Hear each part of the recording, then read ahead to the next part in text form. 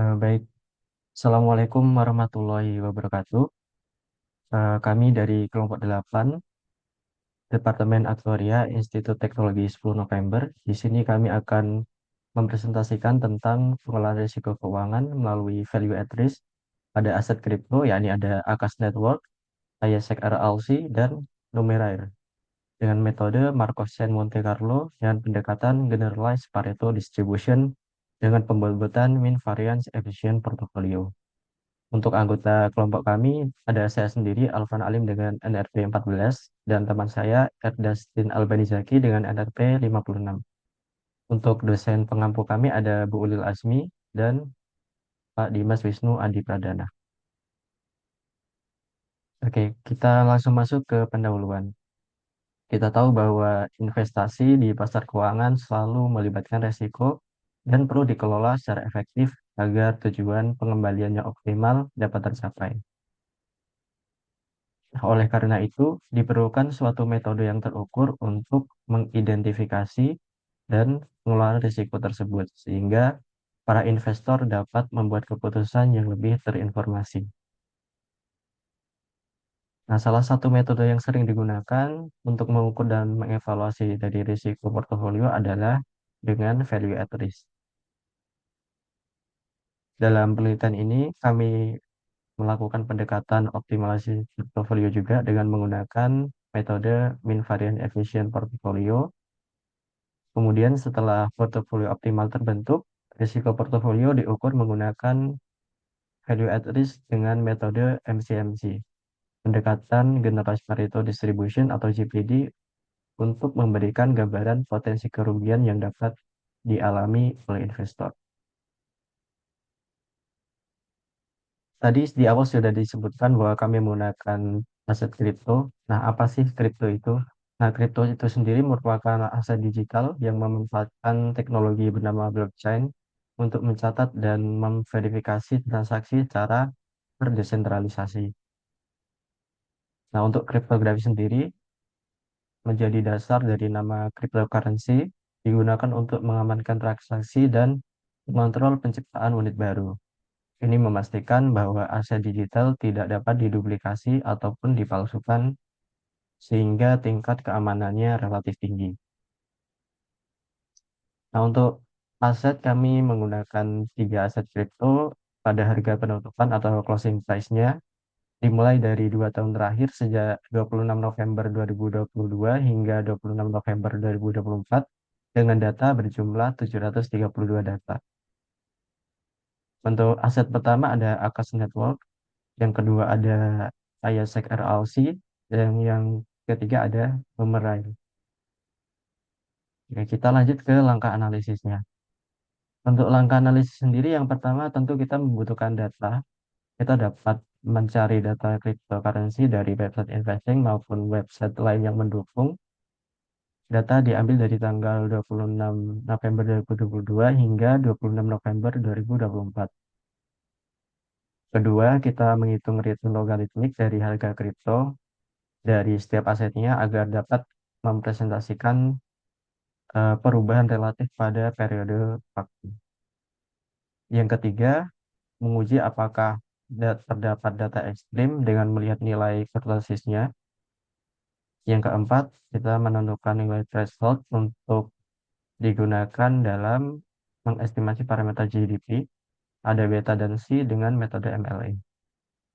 Yang terakhir, kita tinggal menghitung nilai value at risk GPD pada aset tunggal. Nah, bagaimana untuk aset portofolio? Nah, untuk aset portofolio sendiri kurang lebih sama, namun kita berbeda pada langkah pertama. Untuk aset portofolio, langkah pertamanya kita harus menentukan bobot portofolio optimal dan menggunakan metode MVEP atau Mean Variance Efficient Portfolio.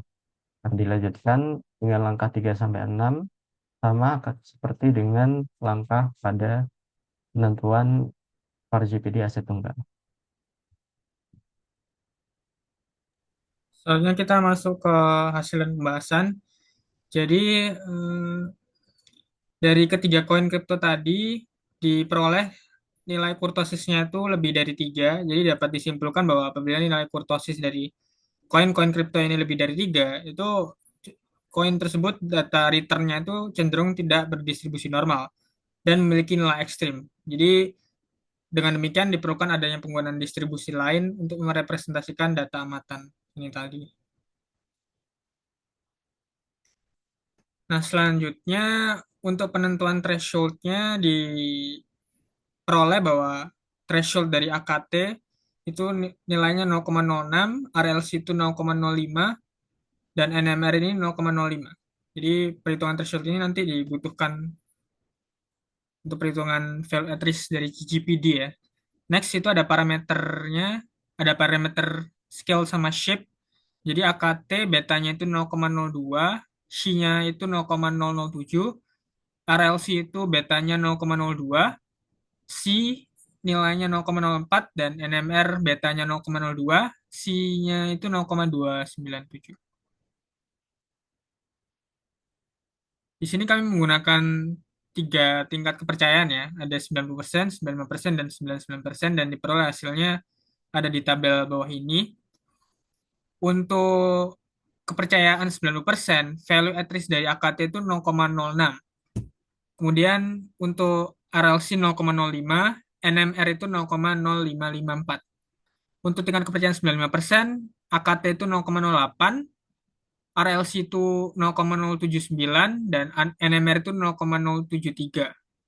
Untuk 99%, AKT itu value at risk-nya 0,126, RLC itu 0,124, dan NMR 0,134. Untuk average daily return-nya itu minus 0,037 untuk AKT, minus 0,00008 untuk RLC, dan minus 0,006 untuk NMR. Dan di sini tuh ada standar deviasi 0,06 untuk AKT, 0,049 untuk RLC, dan 0,058 untuk NMR. Nah, untuk interpretasi lebih lanjut, jadi di sini kami menggunakan simulasi 100 juta rupiah. Jadi untuk proyeksinya tuh di bawah tabel ini ya. Eh, jadi untuk AKT itu maksimal kerugian yang dicapai dengan tingkat kepercayaan 90% itu 6,2 juta. Dengan tingkat kepercayaan 95% itu 8,1 juta, dan tingkat kepercayaan 99% itu 12,6 juta. Dengan kalau 99% itu dengan kemungkinan 1% potensi kerugiannya melebihi dari 12,6 juta ini. Sama seperti AKT, RLC, dan NMR juga interpretasinya sama. Dengan tingkat kepercayaan 90% itu kerugian maksimal yang dicapai itu maksimalnya 5,8 juta. Untuk tingkat kepercayaan 95%, potensi kerugian maksimalnya 7,9 juta, dan tingkat kepercayaan 99%, potensi kerugian maksimalnya 12,4, dengan kemungkinan sisanya itu kerugiannya melampaui dari apa yang diperhitungkan. Dan untuk NMR dengan tingkat kepercayaan 90%, potensi kerugian maksimalnya ada di 5,5 juta. Untuk tingkat kepercayaan 95%, potensi kerugian maksimalnya ada di 7,39 juta. Dan untuk tingkat kepercayaan 99%, potensi kerugian maksimalnya ada di angka di 13,4 juta, dengan kemungkinan sisanya itu potensi kerugiannya bisa melampaui dari apa yang diperhitungkan.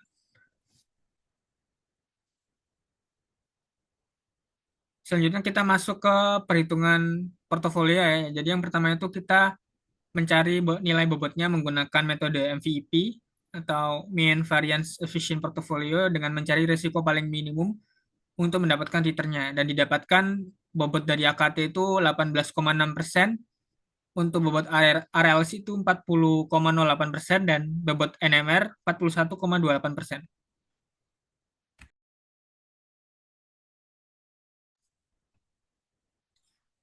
Kemudian untuk tiga tingkat kepercayaan 90%, 95%, dan 99%, ini kami aplikasikan ke perhitungan value at risk portofolio ya, dan diperoleh hasilnya ada di tabel bawah ini.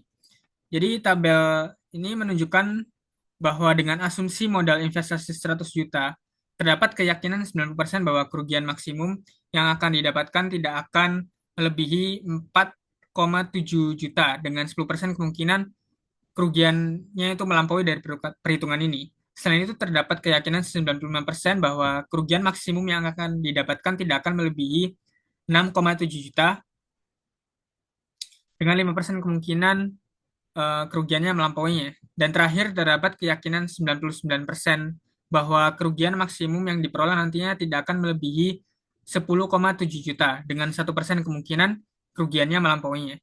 Dari ketiga peramalan ini tuh hanya berlaku dalam jangka waktu 1 hari setelah tanggal 26 November 2024. Di sisi lain, sama seperti interpretasi pada aset tunggal, nilai return harian rata-rata itu bernilai negatif ya, yang menandakan bahwa berdasarkan pembobotan optimal dan data historis dari tiga koin kripto ini, portofolio cenderung menghasilkan kerugian kecil dalam rata-rata jangka waktu harian sebesar 0, minus 0,26% dengan volatilitas 4,7%.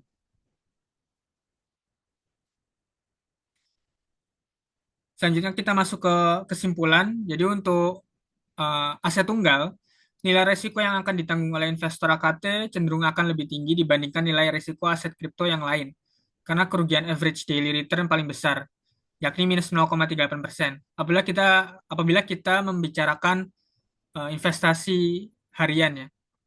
Sebaliknya, aset NMR memiliki nilai risiko terendah karena nilai kerugian average daily return paling kecil, yakni sebesar minus 0,006%. Ketiga aset mempunyai besar volatilitas 5% sampai 6% yang bisa dikatakan cukup sedang dan stabil.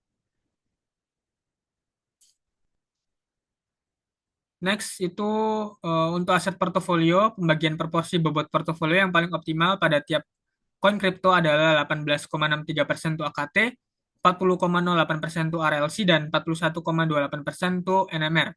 Dengan demikian, investor akan menanggung nilai risiko yang paling optimal dibandingkan proporsi portofolio pada bobot lainnya. Apabila investor itu memutuskan untuk menginvestasikan ke tiga kripto ini secara sekaligus ya.